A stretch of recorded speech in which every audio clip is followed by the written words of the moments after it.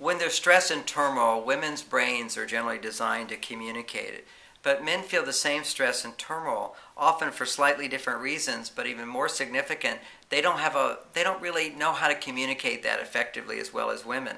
But when a man has a special needs child, there's a huge amount of suffering, because the greatest pain and suffering for men is the feeling of powerlessness, that I can't solve a problem.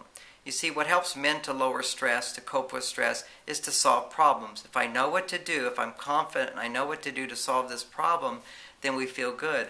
But if there's nothing I can do to solve the problem, then suddenly we start to experience huge suffering unless we can just forget it. That's why men will often say to each other, oh, forget it, don't worry about it, it's no big deal, let's go watch a game. But when you have a special needs child, you can't just forget it.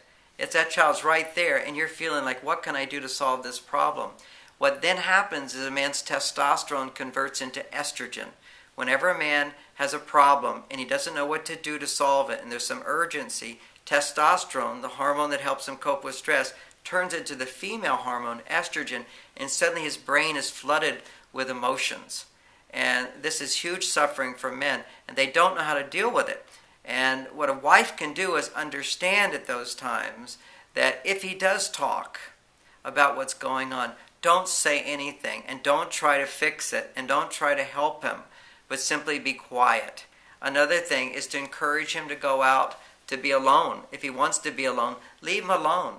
Men often process best by calming the brain, and in a sense, being distracted. So you might even suggest that he go play basketball with his friends. I can see you're really frustrated with this, and I know it's hard for you. Let me take care of this while you go out and spend some time with your friends. Encourage him to sort of get away, because that's what men need to do to cope with stress. Whatever's stressing us out, we need to have a time to recenter ourselves by doing something else, then coming back to it.